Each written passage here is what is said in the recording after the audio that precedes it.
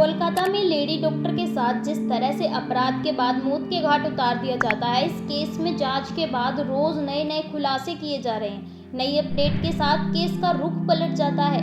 CBI की serious investigation के बाद ऑटोप्सी रिपोर्ट सामने आने से कई सवालों के जवाब अब मिल गए हैं। इस ऑटोप्सी रिपोर्ट में कौन सी गुत्थी सुलझी है, साथ ही इस दरिंदगी के जो दो चेहरे सामने आए उनकी आड़ में और कितने चेहरे छिपे हैं, बात करेंगे सभी इस वीडियो में, इसलिए वीडियो के लास्ट तक जरूर बने रहना।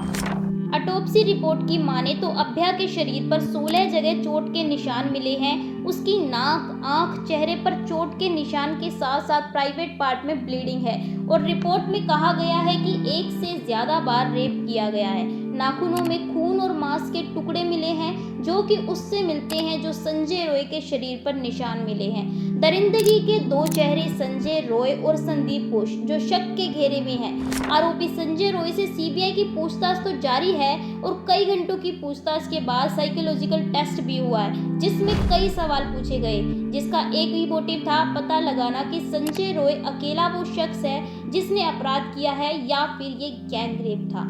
ये सवाल इतने दिनों से अभी तक साफ नहीं हुआ।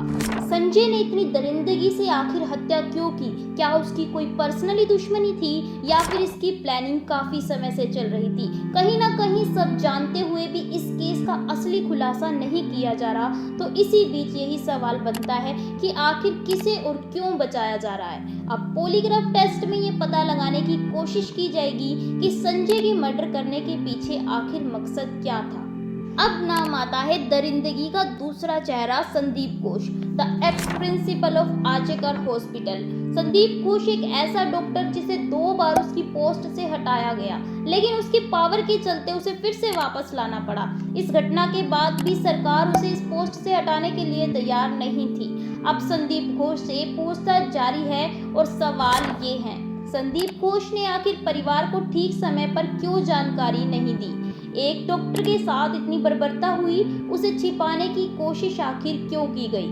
संदीप और संजय के बीच आखिर क्या कनेक्शन है? इन सवालों के जवाब ढूंढे जा रहे हैं। संदीप घोष शक के घेरे में तब आया जब पता चला कि उसने फोन से डाटा डिलीट कर दिया है।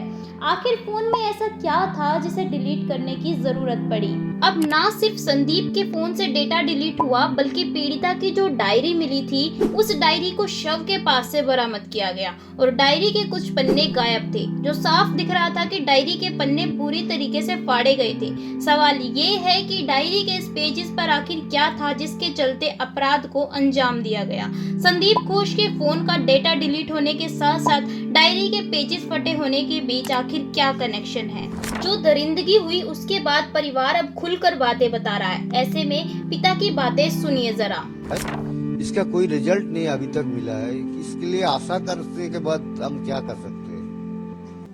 संदीप घोष, हाँ। पहले ही दिन आप उससे मिले थे? जिस दिन नहीं, हमसे बात नहीं हुआ, उसके कोई बात नहीं। उन्होंने जरूरत पड़ा कोई सिग्नेचर का, उन्होंने बोला हम उनको हमारा ऑफिस में आने के लिए बोलो। उनका रवैया कैसे था घटना वाले दिन? एकदम हम लोग का डिपार्टमेंट का कोई नहीं और कॉलेज का कोई हमारा। एक पिता जिससे उसकी बेटी की मौत का सच छिपाया गया।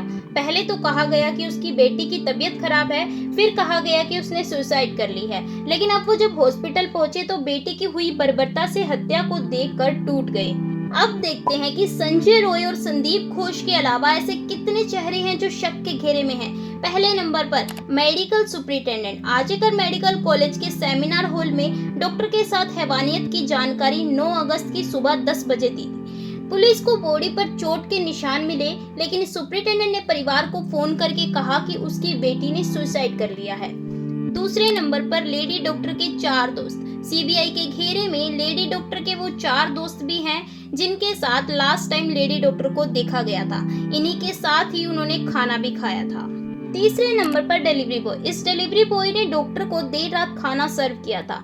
सीबीआई डिलीवरी बॉय की डिटेल निकलवा चुकी है, इसे भी पूछताछ में अब शामिल किया जाएगा। और लास्ट है कोलकाता पुलिस।